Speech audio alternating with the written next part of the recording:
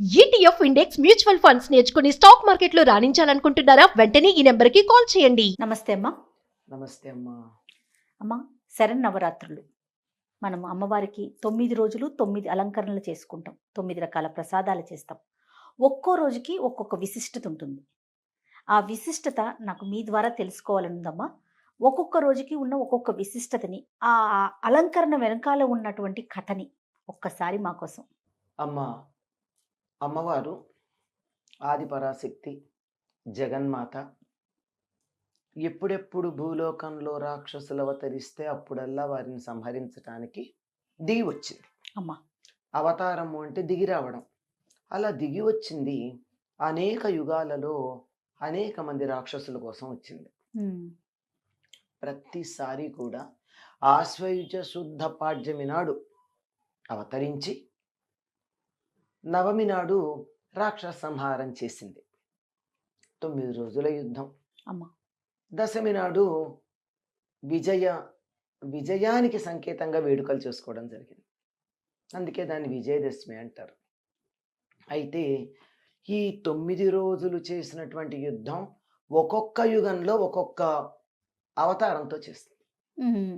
అన్నిసార్లు ఒకే క్రమంలో లేదు. ఓకే. ఒకసారి ప్రారంభంలో మొట్టమొదట కృతయుగ ప్రారంభంలో మధుకైటభులను చంపడానికి ఆవిడ కాళిగా అవతరించి విష్ణువుకి మధుకైటభులని చంపడానికి కావలసినటువంటి ప్రేరణ ఇచ్చింది.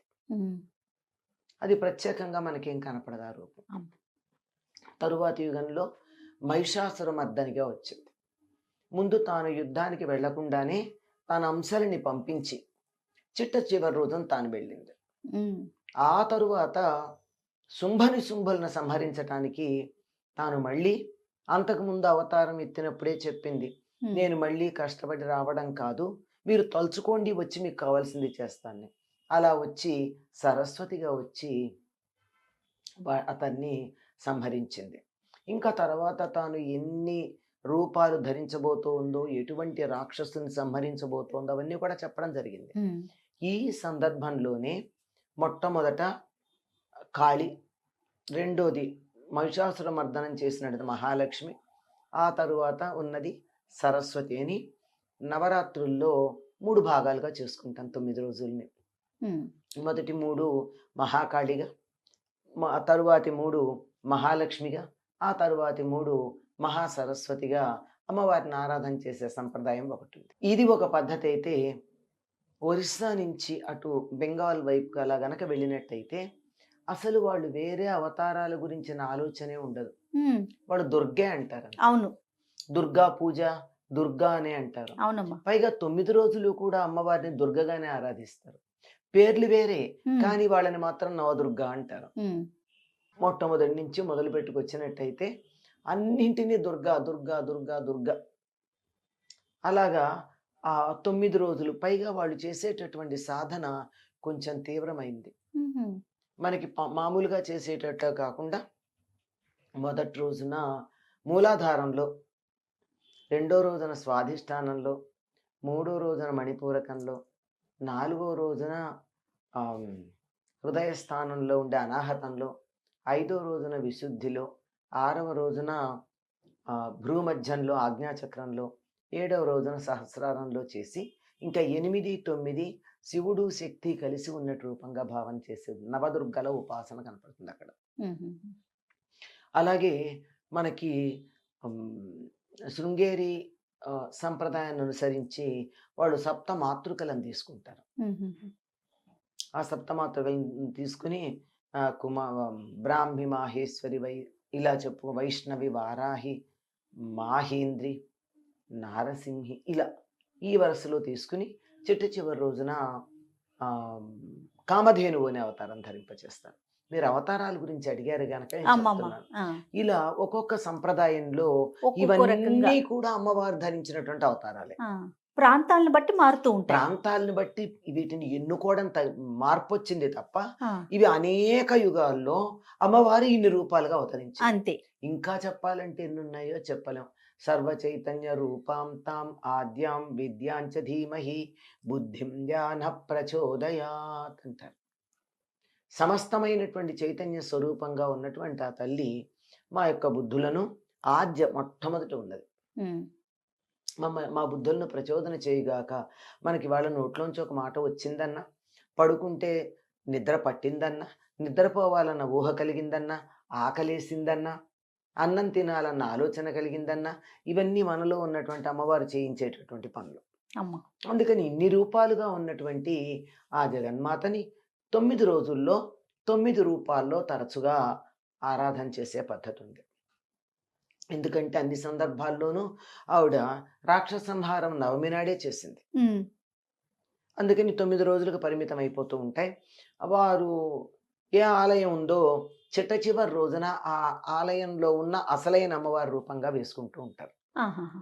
ఇప్పుడు మనం సాధారణ ప్రజానికం అమ్మ ఎలా ఫాలో అవ్వాలి అంటే, ఇప్పుడు మీరు అన్నట్లుగా ప్రాంతాలను బట్టి ఒక్కొక్క ప్రాంతంలో ఒక్కొక్కలాగా ఒక్కొక్క రోజుకి అలంకరణ ఉంటుంది. మనం సాధారణ ప్రజానికం ఇంట్లో కూడా పెట్టుకోవాలనుకుంటున్నాం, అలంకరణ అనుకున్నాం. మనం సాధా ఎలా దేన్ని? సాధారణంగా తెలుగు వాళ్ళందరికీ కూడా విజయవాడ కనకదుర్గ ప్రధానమైనటువంటి అవతారాలు ఏవి ఉన్నాయో అమ్మ. దాన్నే అనుసరించటం మనకి అనుచానంగా వస్తుంది. ఉహు.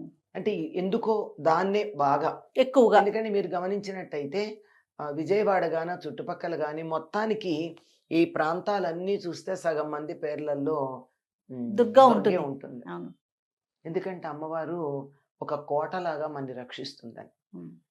అటువంటి దుర్గకి వేసేటటువంటి అలంకారాలని మనం తరచుగా చెప్పుకుంటాం. అట్లాంటి వాటిల్లో మొట్టమొదటి రోజున విజయవాడలో అమ్మవారి పేరేమిటి? కనకదుర్గ. కనకదుర్గ. కనకదుర్గ. అందుకని మొట్టమొదటి రోజున స్వర్ణ కవచాలంకృత కనకదుర్గ అనేటటువంటి అవతారాన్ని ధరింపజేస్తారు. ఉహు. పూర్తిగా బంగారు తొడిగే ఉంటుంది ఆవిడకి. ఉహు. వస్త్రం కూడా బంగారు వస్త్రమే అనుకుంటా.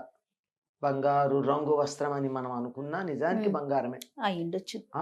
ఎందుకంటే ఆవిడకి ఆ పేరు రావడానికి చారిత్రకంగా ఒక ఆధారం ఉంది. అమ్మ. ఏమిటి అంటే మాధవ వర్మ అనేటటువంటి రాజు ఒకడున్నాడు. ఆయన చాలా ధర్మబద్ధంగా పరిపాలించేవాడు. ఆయనకు ఒక్క కొడుకు. ఆ ఒక్క కొడుకు ఆయన కూడా మంచివాడే, ధర్మబద్ధంగానే ఉండేవాడు. ఎవరో కొత్త గుర్రాలు తెచ్చిస్తే ఆ గుర్రాలు కట్టి రథాన్ని నడుపుతున్నాడు. వేగంగా వెడుతోంది. అంతకుముందు చోపుదారులను ఉంటారు కదా, ఈ పొగరుబోతు గుర్రాల రథం వస్తోంది, పక్కకి తప్పుకోండి అని అంతా చెప్పినా గానీ ఓ కుర్రవాడు వచ్చి ఆ రథచక్రాల కింద పడి చనిపోయాడు. ఓహో.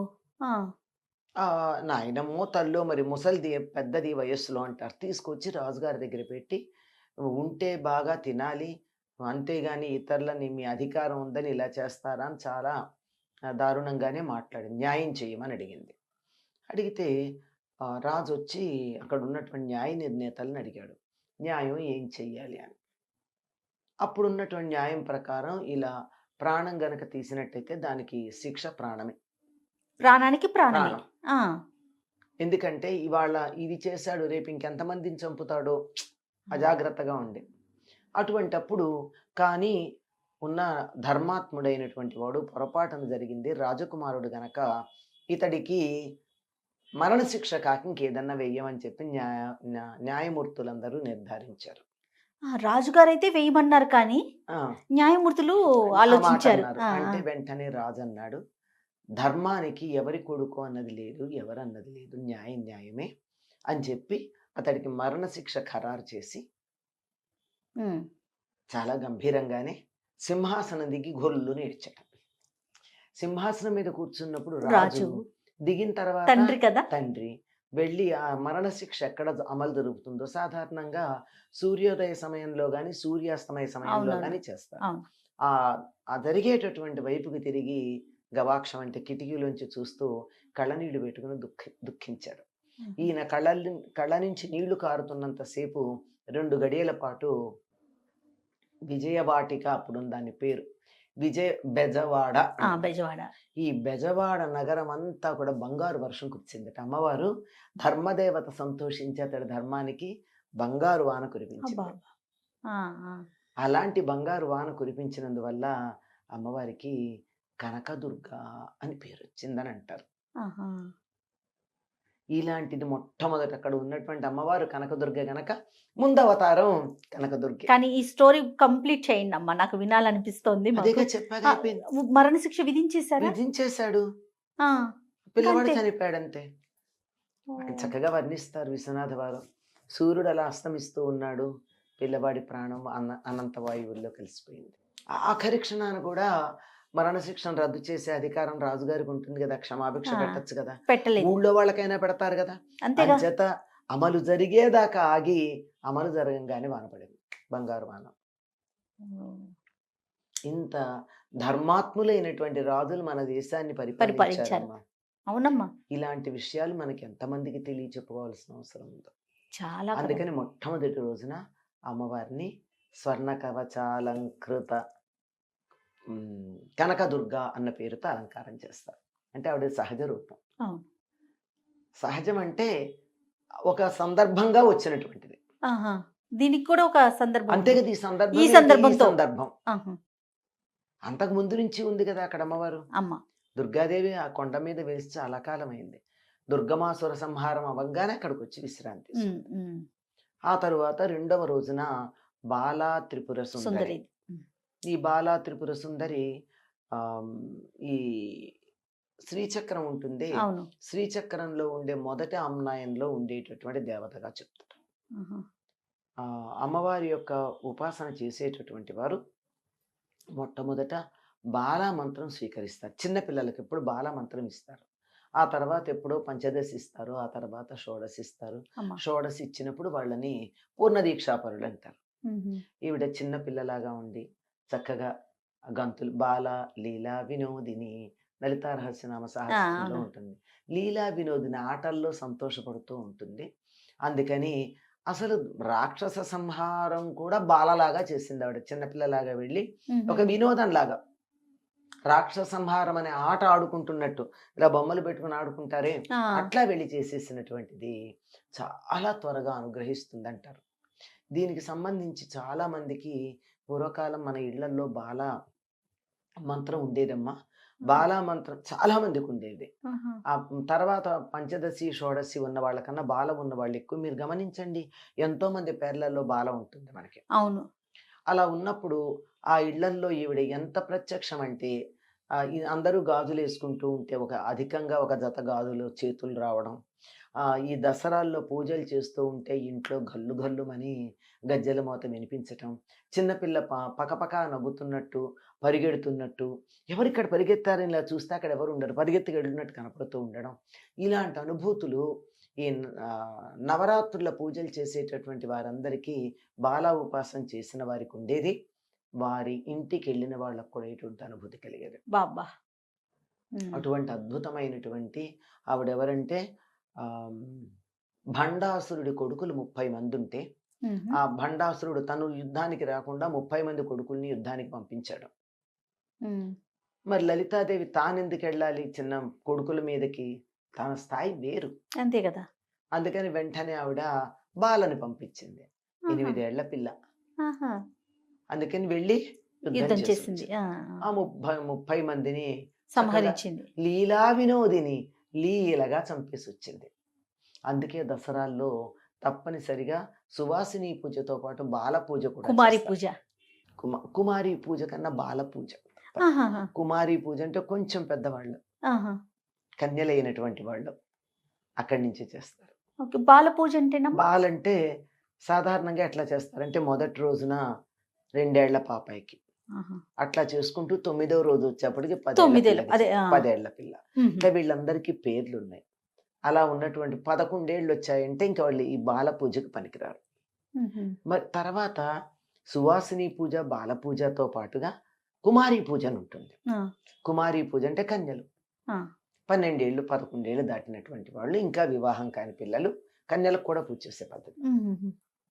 అది మన ఇష్టం. కానీ సువాసిని పూజ బాల పూజ మాత్రం తప్పనిసరిగా తప్పనిసరిగా చేస్తారు. అంటే ఇలా ప్రతిరోజు ఒక దీక్షగా చేసేవాళ్ళు చేసినా అలా చేయడానికి వీలవుతుంది. కాకపోతుంది ఆ వయసున్న పిల్లలు ఈ రోజుల్లో ఎక్కడ దొరుకుతున్నారు? చిన్నపిల్లలు దొరకడమే అపురూపం. అంచేత ఒక రోజన్నా ఒక అమ్మాయిని పిలిచి 10 ఏళ్ల లోపు పిల్లని పిలిచి ముత్తైదుగా బాల ముత్తైదు అంటారు. అలా అమ్మాయికి అన్ని అమ్మవారికి ఎటువంటి సేవలు చేస్తారు, అన్ని కాళ్ళకి పసుపు కుంకుమ, ఆ, తర్వాత కాటుక గంధము, పువ్వులు ఇచ్చి, ఓపికంటే బట్టలు, వస్త్రాలు, నగలు, ఇంకా ఏమంటే అవి అలంకరణ సామాగ్రి ఇట్లాంటివన్నీ కూడా ఇచ్చి చేసేటటువంటి పద్ధతి ఉందమ్మా. ఇది 2వ రోజు అమ్మవారి యొక్క అలంకారం. ఈ ఆడపిల్లలు అనగానే మనం లేత గులాబీ రంగు గురించి ఆలోచిస్తాం కదా చిన్న పిల్లలకి. అందుకే అనుకుంటాను మరి ఈ రోజు 2వ నాడు విజయవాడలో అమ్మవారికి లేత గులాబీ రంగు చీరలు కడతారు. ఇది ఒక విశేషం. అది మామూలుగా మనం అంటాం కదా అవును, లేత గులాబీ కూడా. ఇది మరి ఆంగ్ల సంప్రదాయం తాలూకు ప్రభావం అని నేను అనుకుంటా. ఎందుకంటే లేత గులాబీని ఏమంటాం మనం, బేబీ పింక్. బేబీ పింక్ అంట. అవునవును. అంచేత ఎప్పుడైతే లేత గులాబీ అన్నారో ఇది ఈ మధ్య కాలంలో ఆంగ్ల సంప్రదాయంలో వచ్చిందేమో అని చిన్న ఊహ అయి ఉండొచ్చు, కాకపోవచ్చు.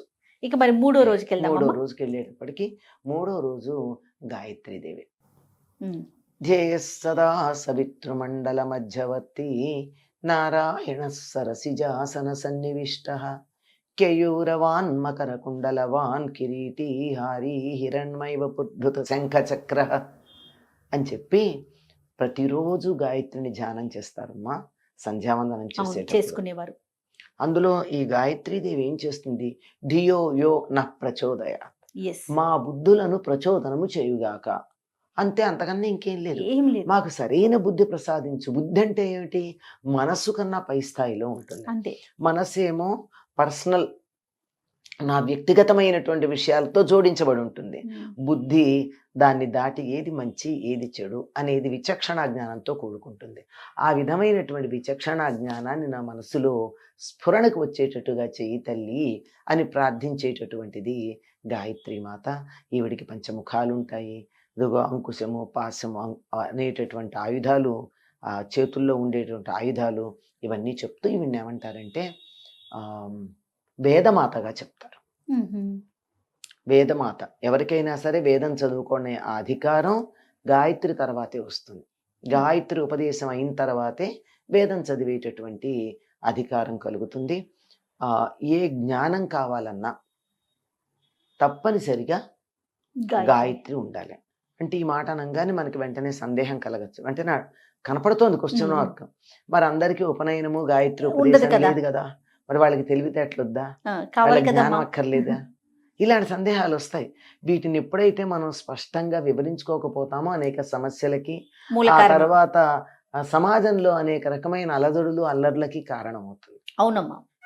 ఇది తీరికున్నటువంటి వాళ్ళు, దీని మీదే దృష్టి పెట్టినటువంటి వాళ్ళు చాలా విశేషంగా ప్రత్యేకమైన ముద్రలు మొదలైనటువంటి వాటితో చాలాసేపు సంధ్యావందనం చేస్తారు. అవన్నీ లేనటువంటి వాళ్ళు సూర్యుడికి వైపుకు తిరిగి దండం పెడతారు. సవితృమండల మధ్యవర్తి ఎక్కడుంటాడు ఆయన, సూర్యమండల మధ్యలో ఉంటాడు. పెడతారు, వ్యస్తంగా గాయత్రి మంత్రాన్ని చదువుతారు. అంటే ఈ సంధ్యావందన ప్రక్రియలు ఏమీ లేకుండానే గాయత్రి మంత్రం చదువుకోవడం ఉంటుంది, తప్పనిసరిగా ఉంటుంది.